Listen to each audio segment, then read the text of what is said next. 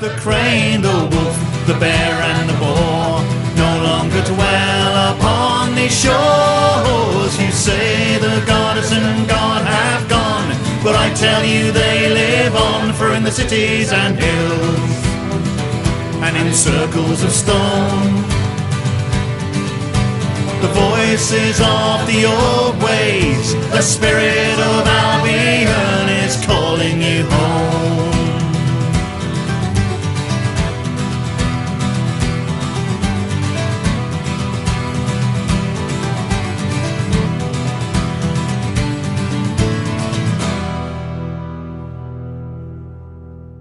Everyone, and welcome to another edition of the British Pantheon. Today we are doing God Teutates. Now, God Teutates, I couldn't find much information on him. He is a popular god, though, don't get me wrong. He's one of the top 3 gods that are talked about a lot in the British Pantheon. But unfortunately, the story, I tried my best research, and I couldn't really get much of a story on him. But again, I'll always try. Now, God Teutates, here is his titles, alternative names, and spellings and symbols. Enjoy.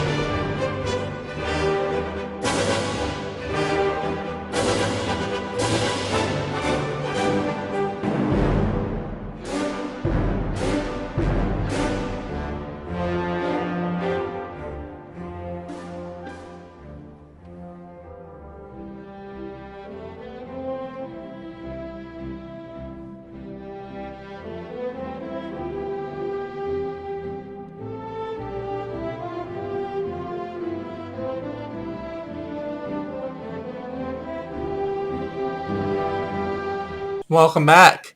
I hope you enjoyed the music. It was, I went with some classical British music this time for him.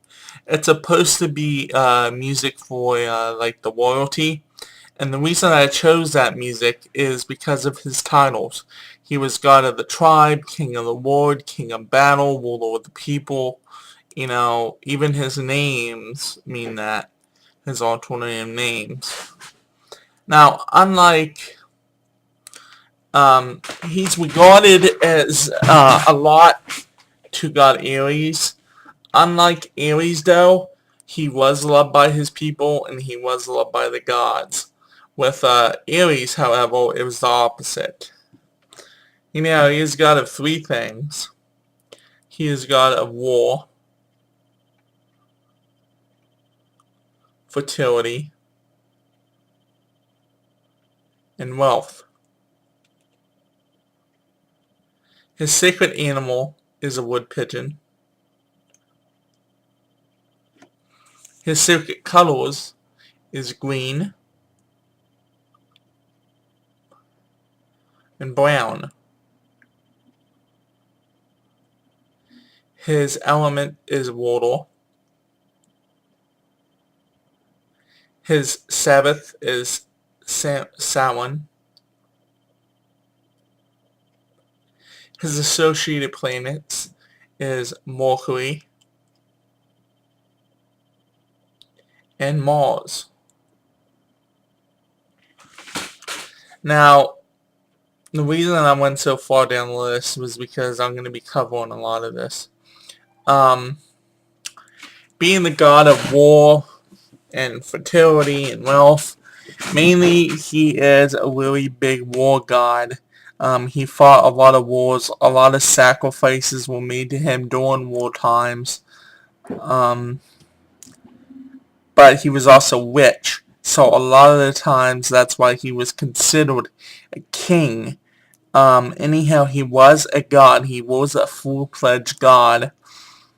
But he was considered a very powerful king among the people. He lived among the people as a human, but he was actually a god. Very interesting now. Now, and even his parents, even the gods loved him. He is a very old god. Um, he was probably not an elder god, but close to it. Um, his sacred animal, though, being a wood pigeon, is interesting, but not really, because pigeons back in the day were used to send messages during war to their camps and stuff, because they didn't really have people that did mail back then, so they would train pigeons to deliver the messages. His sacred colors, as we talked about, was green. Green representing earth, and also represents money. Him being god of wealth here. Think about that green money, Brown. I'm not really sure why his color would be brown, but it just says maybe he just liked the color brown. His element that we talked about was water, which is interesting to me because a lot of war gods will actually, their element is fire or something like that, because it's destructive. It's very, so all the elements can be destructive and useful, but mainly fire was used to destroy, water was used to create. So right there I answered my own question for you guys. His element would be water because he is a god of fertility, which is life, and water gives life. His Sabbath being he is most powerful on Samhain, or Samhain, whatever you want to call it. He would be the best god to work with on that day. His sacred planets was Mercury and Mars that we went over. Mercury, I'm not so sure. That's kind of a mixed planet. Since I am good with the planets and histories and all that with astronomy, Mercury was used for a lot of warrior gods and a lot of other gods, not just warrior gods. So it's kind of like a neutral-based planet. Mars, of course, is represented a war in battle, so that makes sense. But he has two sacred planets. So whenever those planets are aligned with Earth or close to Earth, he is going to be very strong.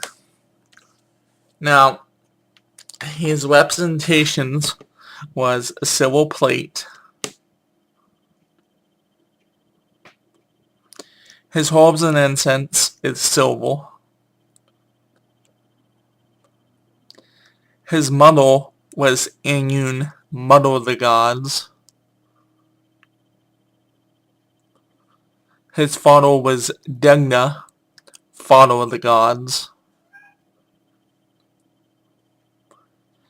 And he had no lover, hence he had no children. Now, his representation is a silver plate. That's pretty easy to get a hold of, but make sure it's a real silver. I know it's a little bit more expensive, but hey, he's a god of wealth, Silver can be pricey, but a silver plate would be perfect as an offering to him. A silver plate with a ball of silver coin, or something silver. Even with a lot of the Celtic gods, mead and beer would be good. Mead being meat, beer, no, they love that stuff. So that would be good too, to offer that on a silver plate for him.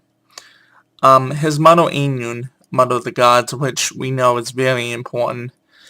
She's the mother of tons of gods. And his father, again, the same thing. Since he had no level, he didn't really fall in love with anyone. So he didn't really have any children that I am aware of. Now this has been it for God Teutates, and I hope you enjoyed it. And our next and last God will be God Wayland. And he's pretty interesting one. So this has been it for God Teutates, and may you all have a blessed day.